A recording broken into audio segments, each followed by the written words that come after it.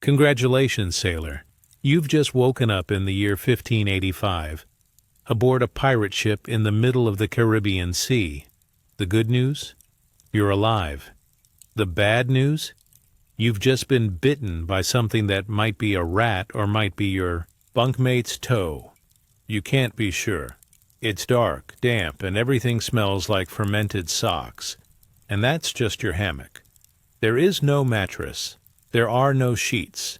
You're suspended in a swinging cocoon of coarse canvas soaked with sweat, salt, mildew, and about 2 decades of unwashed man. You're gently rocked by the waves, and not in a romantic way. More in a you might vomit before your boots hit the floorboards way. Your pillow, if you can call it that, is a bundled-up shirt that probably belonged to someone who died. Of scurvy. You've been wearing it ever since. You try to sit up. Bad choice. You bash your head against a beam. There's no ceiling height here, only an ongoing feud between your skull and structural woodwork. You try again, slower this time, and lower yourself down from your hammock. Barefoot onto creaky planks slick with seawater, spilled grog, and maybe blood. You don't ask. The ship groans as it pitches to the side. You nearly stumble, face first, into the barrel someone used as a chamber pot. It's full. That's the smell. Not rum, not brine. Just humanity at its worst. There's no bathroom on a pirate ship. There's the side of the boat, a bucket, or maybe a crack in the deck you hope no one sees you using. Privacy, please. You're sharing this lower deck with 20 men, 2 rats, and 1 very confused chicken. Above you, heavy boots thud on the top deck. The day has started, and by started we mean the shouting has commenced. A voice bellows, incomprehensible, and angry, likely the boatswain demanding you get up or get flogged. You don't know if it's dawn or dusk. Time doesn't exist here. Only shifts, only suffering. You grab your shirt, technically a garment but functionally a damp, lice-infested dishcloth, and pull it over your sunburned shoulders. It's made of wool in the tropics, because this is 1585 and no one has invented comfort. Your trousers are stiff from salt, your socks non-existent, and your boots, one is missing. Again, you find it under someone else's hammock. There's a spider in it. You shake it out and decide not to check if it bit you. If you're still walking by nightfall, it wasn't venomous. That's pirate medicine. Once semi-clothed, you crawl up the steep ladder to the main deck, emerging into blinding sunlight, choking humidity, and a blast of ocean air that does nothing to mask the rot. The sails flap overhead, sun-bleached and patched like old bandages. The rigging creaks. Seagulls scream above. Or maybe that's just the captain again. He's always yelling. You squint around. There's no land in sight. Just endless, shimmering, blue. Romantic in theory. In practice, it's heatstroke waiting to happen. The sun pounds down on you like a personal vendetta. Sweat breaks across your brow immediately. It doesn't matter. You were already sticky. Someone thrusts a coil of rope at you. You take it. You don't know why. You're not told why. You just start coiling. That's the rule on a pirate ship. Do as you're told. Ask no questions. Avoid eye contact with the quartermaster, and never under any circumstances argue with the cook. Speaking of which, your stomach growls. You haven't eaten since yesterday. Maybe. Time is a mystery now. Meals aren't served. They're tossed. The cook, whose nickname is likely something like One Eye or Rat Face, hands you a hunk of salted meat and a biscuit. Both are older than your teeth. The biscuit is hard enough to injure someone. The meat is grayish. It smells like despair, and it has maggots. You pick them off, or don't. They add protein. You chew slowly, regretfully. Your teeth hurt. That's normal.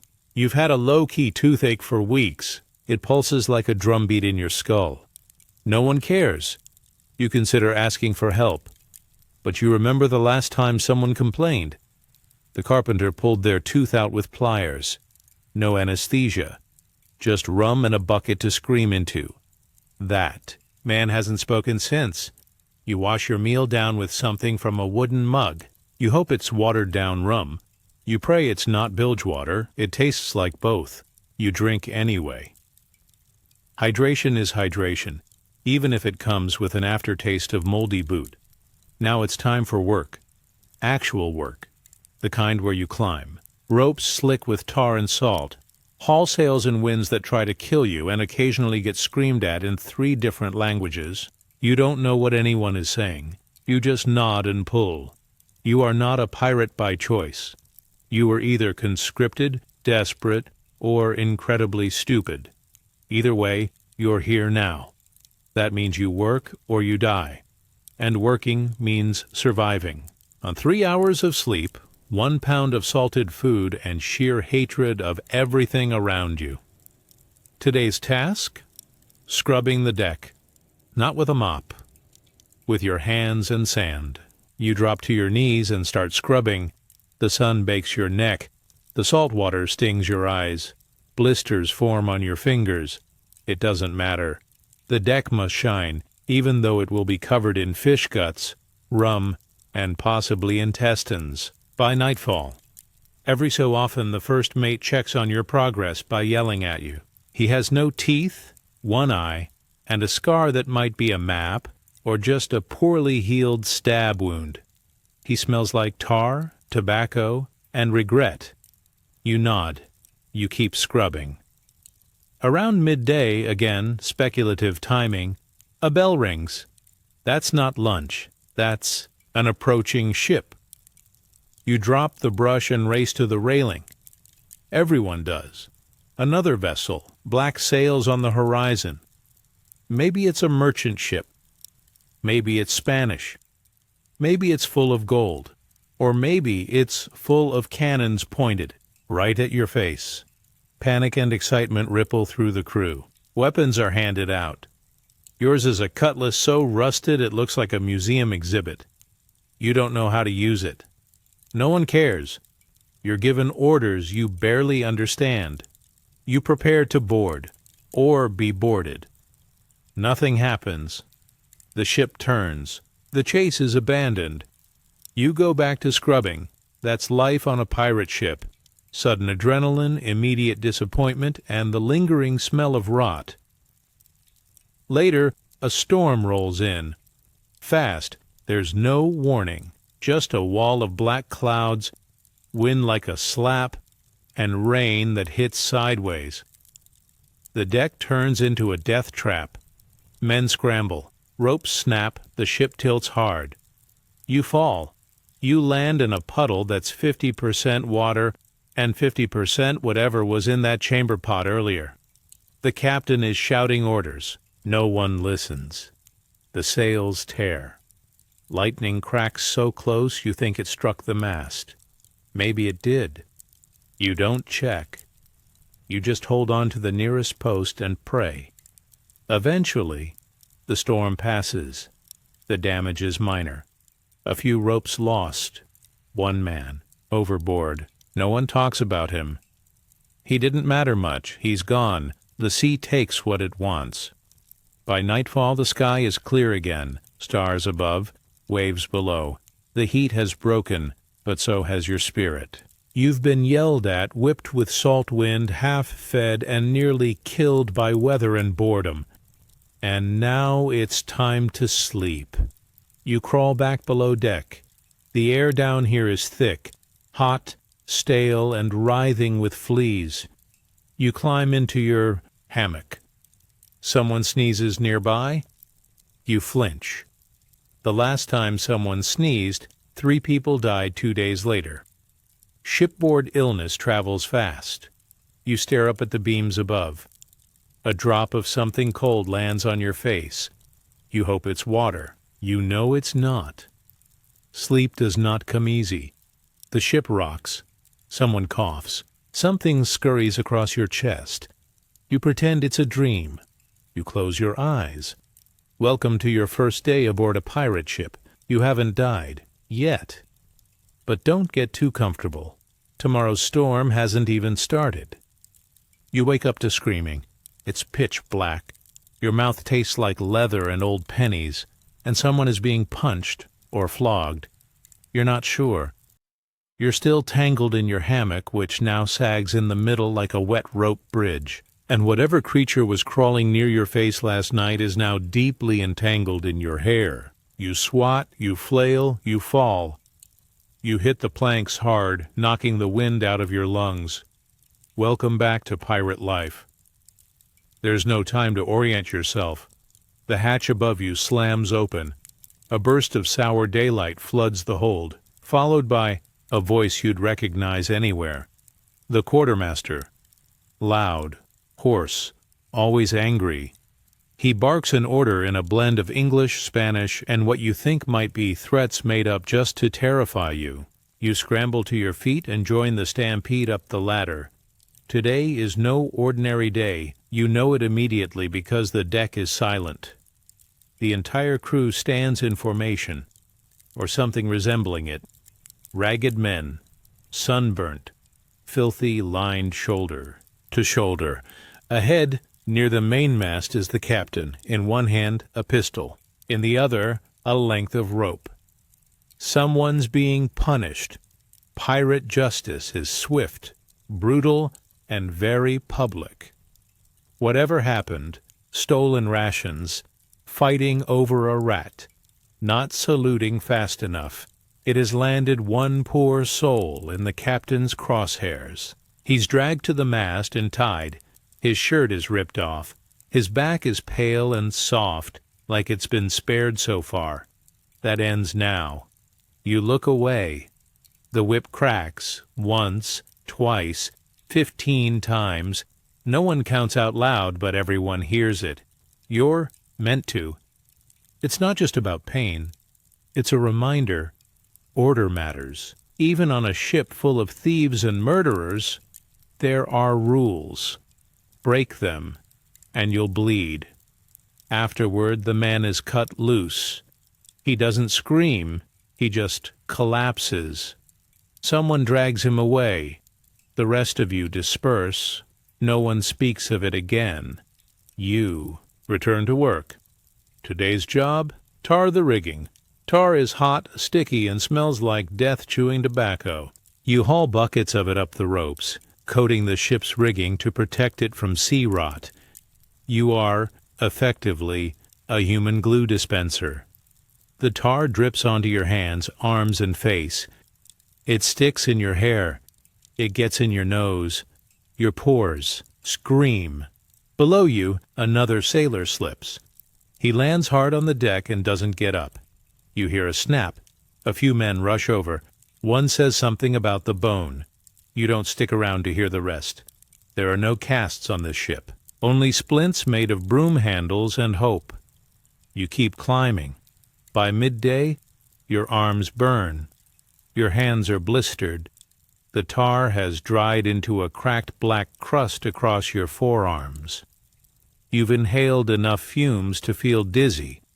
You wonder if this is what mutiny smells like.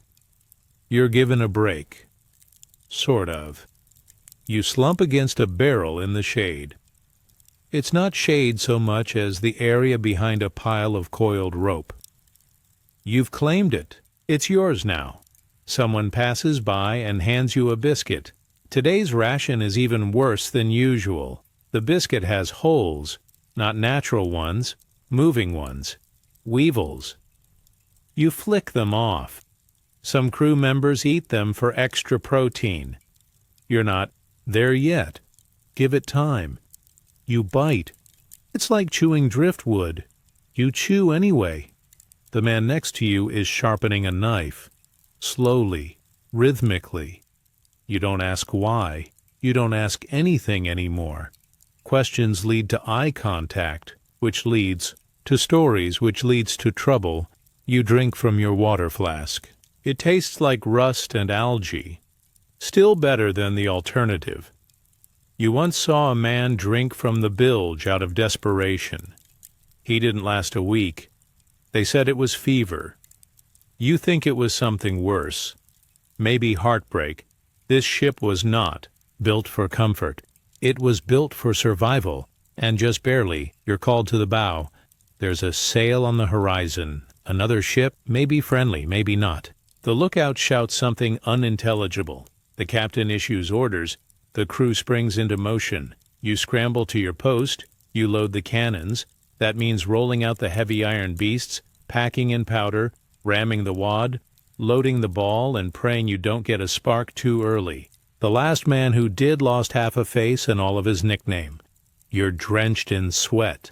Gunpowder cakes your hands. You wait. The other ship is closer now. It's not flying any flags. That's a bad sign. Pirates? Maybe. Smugglers? Worse. Royal Navy. Worst of all, the captain barks. You brace yourself. A single cannon fires. It's not yours. It's theirs. The shot misses. Barely. It lands in the water with a sound like a god falling. Then comes your turn. The first cannon erupts. The ship shudders. Your ears ring. You can't tell if you hit anything. It doesn't matter. You reload. You reload again. Then again. A second cannonball tears through the rigging above. Splinters fly. One slashes your arm. It's shallow. You think. Another shot. This one hits below deck. A scream follows. You don't go check. You can't. Eventually the ships separate. Neither boarded. No prizes taken. Just injuries and a bruised hull. The captain curses. He says something about changing. Of course, you're too shaken to care. You've survived your first sea skirmish, but it's not over. The wounded are dragged up. One man's leg is gone, just gone. The carpenter is called. He brings his tools, a saw, some cloth, and a bottle of rum. They lay the man down. They pour the rum into the wound, into his mouth, into everyone's mouth. You watch from a distance. You wish you hadn't. The saw makes a sound you'll never forget. After, the man is silent. His eyes are open. You're not sure if he's still with you. You walk away. You find your corner. You sit. Someone laughs nearby, a cruel, tired laugh. You almost envy it. You're too exhausted to feel anything. Later, you're told to help toss the dead. The bodies are wrapped in canvas, sometimes stitched inside, sometimes not, weighted with rocks. A short prayer is mumbled, if anyone remembers it. They slide overboard with a splash. The sea takes them. It always does. You return to your duties. More rope, more cleaning, more swabbing the blood. Always the blood. Night falls again. You eat. Nothing. You drink just enough to stay conscious. You crawl back to your hammock, barely able to climb. Your arms throb. Your head buzzes. Your skin itches. And not just from the tar. You lie still. A rat scampers across your chest. You don't move. You dream of home. You dream of grass, bread, silence. You wake sweating, disoriented, gasping in a wooden coffin filled with snoring men and salty air. Another day awaits. You don't know what time it is. Time has dissolved. Only the ship matters now, and the ship is hungry, always.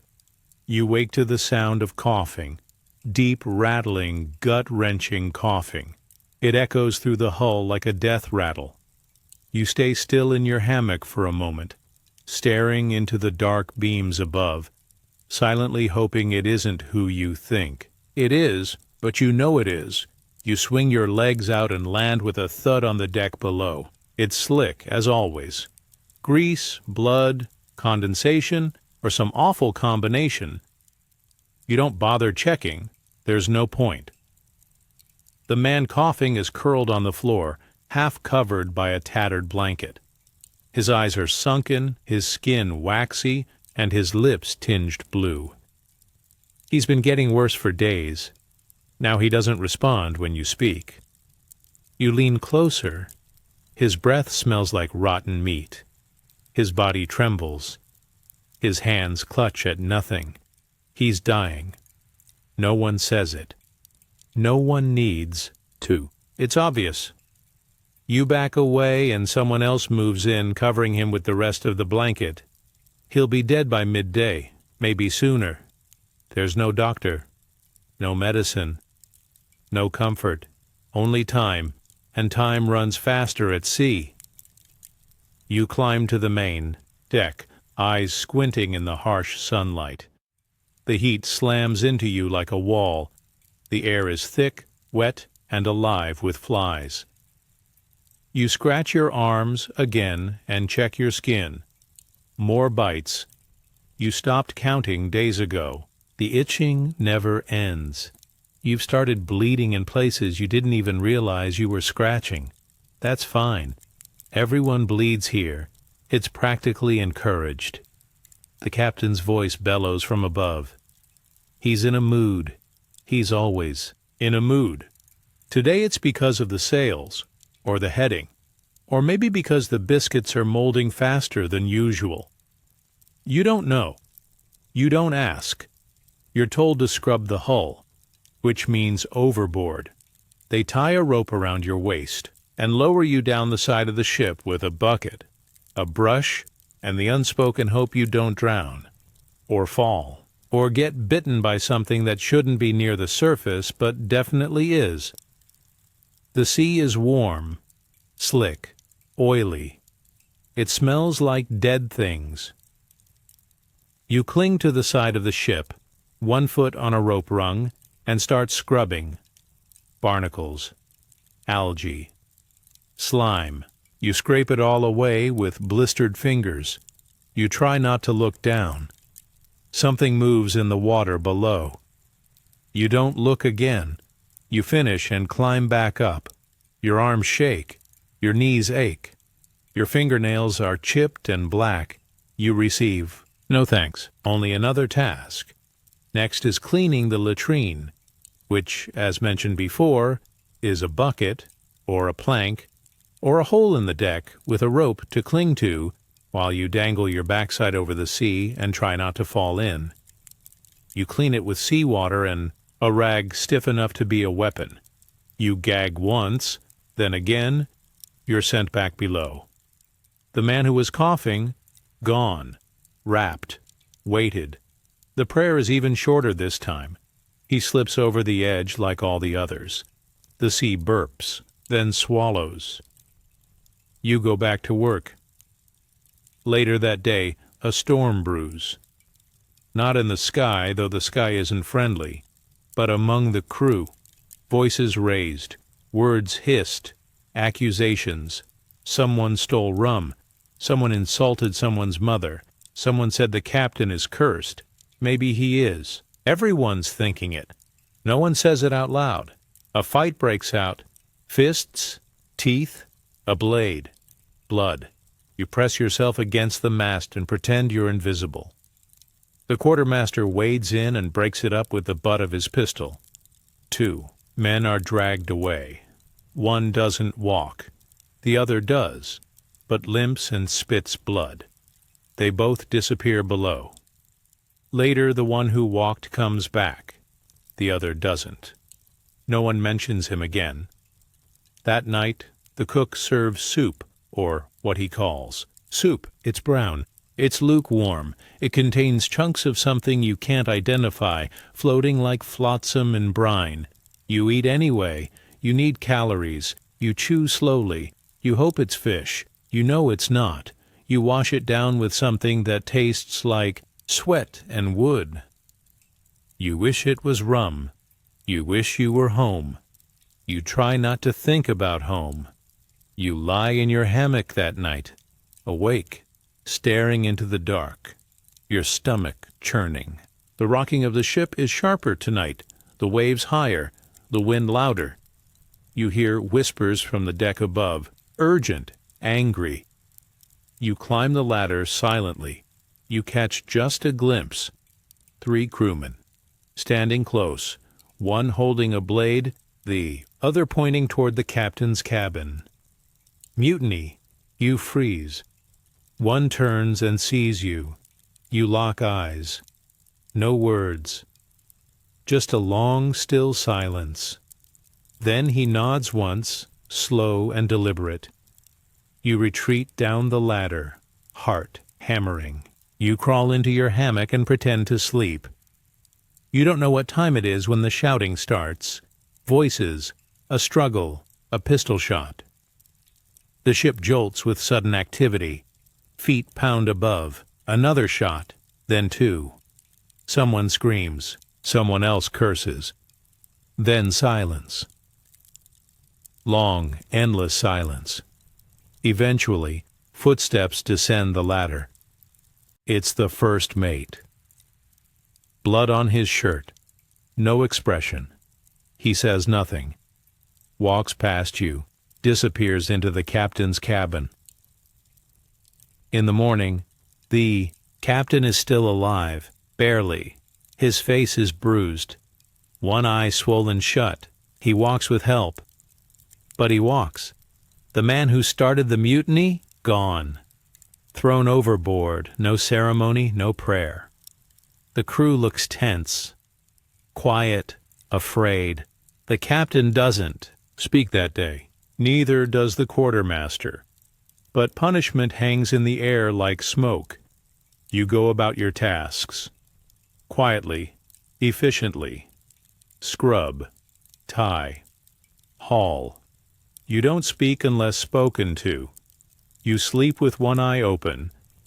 The next day is calm, almost unnervingly so. The sky is clear. The sea is still. The sails are full. The air smells like fish and wood. You sit near the bow, staring at the horizon. You think about what's waiting on land. If there is land. You haven't seen it in weeks. You don't remember what grass feels like. You don't remember your last bath. You try to remember your mother's face. It slips from you. You close your eyes. A gull cries overhead. You wonder if it's laughing or warning. You don't care anymore. The ship sails on, and you, scraped, scabbed, sunburnt, and half-starved, sail with it because you're still alive, and that counts for something, even here. You're woken by the smell of smoke, not the usual kind, wood smoke from a damp cooking fire or the ever-present tang of tar. This is different, sharper, acrid. You sit up too fast and slam your head into the low beam overhead. Again, always. You bite your tongue, curse under your breath, and scramble up the ladder toward the deck, drawn by the shouted voices above. You break into sunlight and chaos. The ship is on fire, not all of it, just the galley. But that's enough. Flames lick up from a pot-belly stove someone forgot to dampen. The cook is screaming, mostly at himself. The first mate is tossing buckets of seawater. Everyone else is doing what pirates do best in an emergency, panicking loudly and blaming each other. You grab a bucket and join the line. The fire hisses and spits and finally chokes itself out in a sullen pile of black smoke and boiled rat stew. No one's dead. The ship still floats, but the galley smells like scorched fat and burnt rope. The cook vows vengeance on whoever left a grease-soaked rag near the stove. Everyone knows it was him. There will be no breakfast today. Not that there ever was. But now it's official. You return to your place near the mast where your job, at least for this shift, is stitching a sail. With what? A thick bone needle and a coil of rough twine that looks more like hair than thread. The sail is torn along a seam and flaps like a wounded bird. You sit on a plank, needle between your teeth, sun on your back, and try not to stab your own leg. You fail. Twice. Blood seeps through your trousers. You ignore it. A tooth throbs again. The same one as always. It pulses like a second heartbeat in your jaw. You prod it with your tongue. Loose. It's going to come out soon. You know what happens next. You've seen it. The carpenter with his stained apron and cruel grin, heating tongs over the fire, a mug of rum, a block of wood to bite. You'd rather die. The day crawls forward. The sun reaches its zenith and starts to slide. A breeze picks up. The ship tilts into it. The sails groan.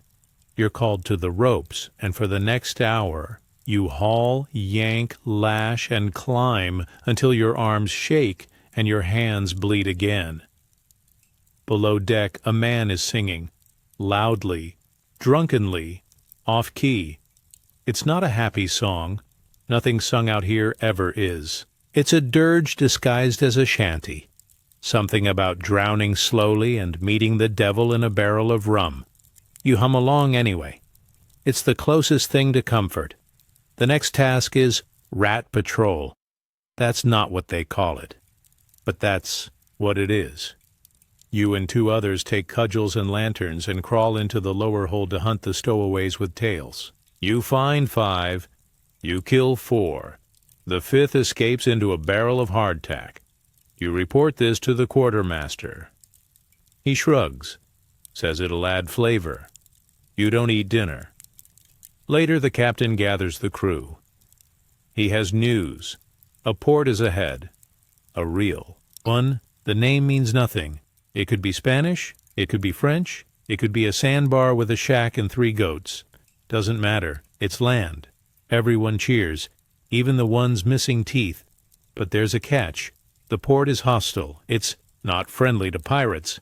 And this ship, battered, reeking, full of contraband, is nothing if not suspicious. So you'll drop anchor offshore, go in small boats, quietly, just to trade, just to get fresh water, just a few men.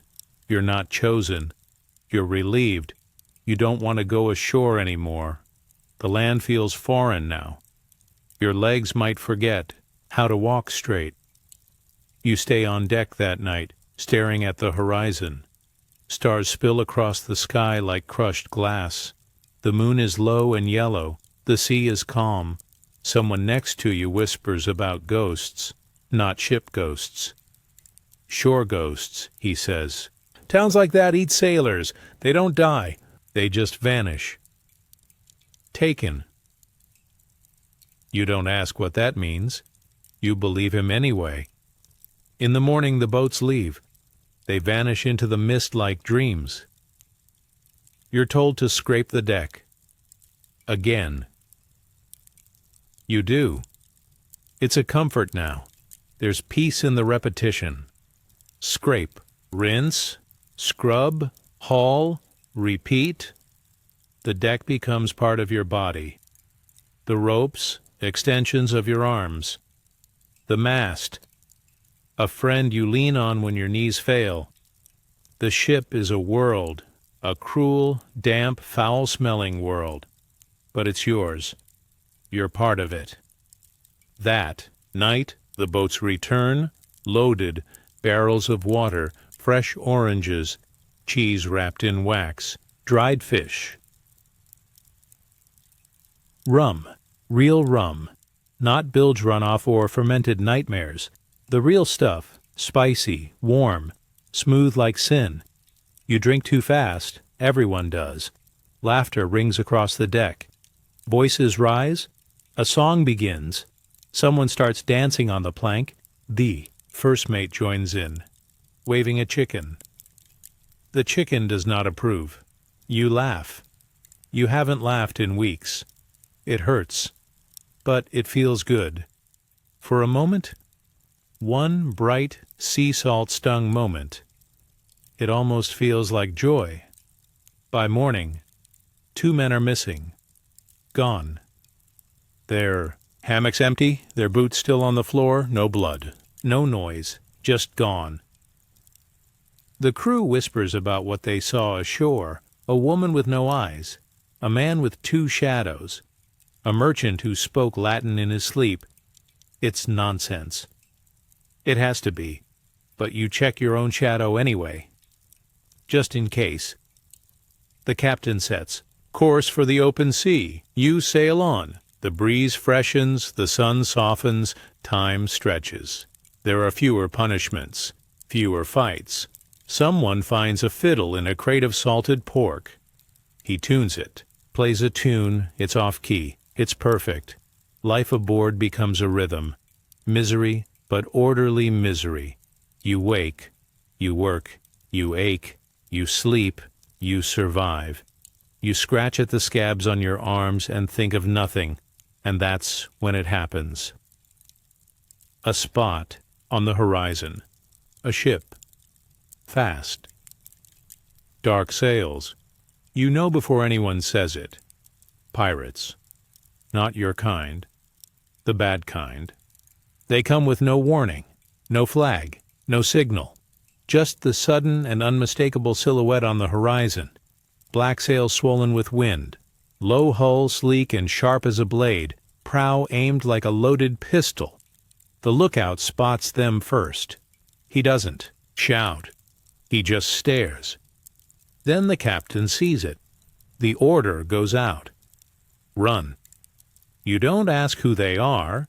You already know. They're not merchants. Not navy. Not traders or slavers. They're wolves. And you, for all your sweat and scars and weeks of salt-drenched suffering, are still just meat. The crew flies into motion. Sails are trimmed, ropes hauled, rudder locked. The ship groans like a wounded animal as it heels into the wind. The water chops fast under the bow. Every man is shouting now, every hand moving. You do what you're told. You climb the rigging, your hands blistered and raw, the rope biting your palms like it wants to drag you off the mast and into the sea. You don't care. You're too afraid to care. You glance over your shoulder. They're gaining. You can see them clearly now. Men on deck, armed to the teeth, some bare-chested, others masked, one flying what looks like a human skull tied to the top of the mainsail. No one fires yet. They're not close enough, but they will be. Soon. Below, the gunner's mates roll out the cannons. You're told to help load. Your hands shake. You pack powder, wad, ball, just like you were trained. Except you weren't trained. You were shown once and slapped twice. You pray you remember. The other ship is closing fast. Cannons fire. The first shot misses. Barely. The second splinters the rail behind you. Wood flies past your cheek. Warm blood follows. Yours? You're not sure. You don't stop to check. The captain is shouting again, voice hoarse from rage and wind. Orders rain down like hail. Turn the rudder, haul the jib, fire again. The sea becomes a battlefield. Cannons roar. The air smells of sulfur and terror. You hear a scream. A mast cracks. Someone falls. The deck lurches. You fall too. Face down in salt and powder and what's unmistakably someone else's tooth. You crawl to the nearest rope. Grab hold. Drag yourself up. They're almost alongside now. You can see their eyes. Wild, bright, glinting with something beyond fear. Hunger. They don't want plunder. They want a message. They want your ship, your blood, your legend. A grappling. Hook lands with a thud on the deck beside you, then another, and another. The boarding begins. You grab a weapon. A cutlass, bent, rusted, still sharp. Someone screams behind you. You don't look. You swing. You miss. You swing again. Someone grabs you from behind. You twist. Elbow, fist, knife. You don't even know what you're doing. You're not trained for this. You're not built for this. You're just trying not to die. Someone tackles you. You fall hard. Your head hits wood. Light bursts behind your eyes. Then, nothing. You wake to silence. Your head throbs. Your hands are tied. Your mouth tastes of iron and bile. You're lying face down on the deck. Your ship is still here. Barely. Smoke curls from the foremast. Blood stains the planks. Bodies lie scattered. Some moving. Most not. You roll onto your side. The sky is still blue. The sea still calm. How can everything look the same? You sit up. A boot hits your shoulder. You flinch. It's the quartermaster. He's bleeding from the temple, but standing. He unties your wrists and jerks his head. "Get up," he grunts. You do. Slowly. Every joint screams. Your ribs feel cracked. Your lip is split, but you're alive. The enemy ship is gone.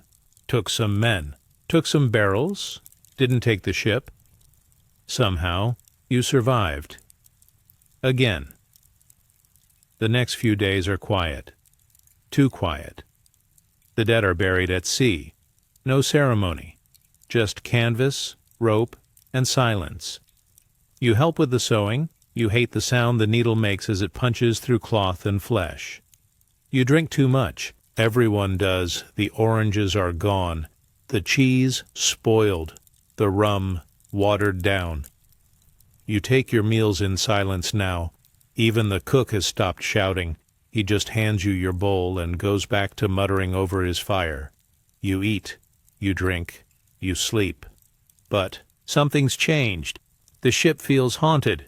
Not with ghosts, with memory, with the weight of men who were here and now aren't. You start counting hammocks. There are too many empty ones. Land is spotted days later. Real land. Not a sandbar. Not a mirage. A proper island. Green. Lush. Alive. No fort. No flag. No smoke. Just trees and birds and hope. You drop anchor offshore. The small boats go in again. You go this time. You volunteer. You don't know why. Maybe you want to see trees. Maybe you just want to feel dirt again. The boat rocks as you row. Your arms are weak, your body lighter than it used to be, your soul heavier. You land. The sand is warm. The trees smell like heaven. You fall to your knees. You dig your fingers into the soil. You don't cry, but you come close. The crew spreads out, looking for fresh water, fruit, something not salted or pickled. You find coconuts, you find mangoes, you find shade. You lie in it, you breathe. You hear birds you don't recognize. You think, briefly, about staying, disappearing into the jungle, starting over, becoming someone else. But you know you won't. You'll go back. Because the sea owns you now. It always does. When the boats return, you go with them. The ship is still there. Sails patched, hull scraped, scarred, ugly, but whole, like you. You climb aboard. You take your post. You coil rope. You scrub. You nod at the quartermaster. He nods back. That's all the talking you need. That night, you lie in your hammock. It creaks. The ship creaks. The world rocks gently. Someone sings below deck. A slow song. Soft. You hum along. You sleep. And this time, you dream. Not of land. Not of the past, but of the sea. And in the dream, you're not drowning. You're swimming. Strong. Free. And for the first time in a long while, you don't want to wake up?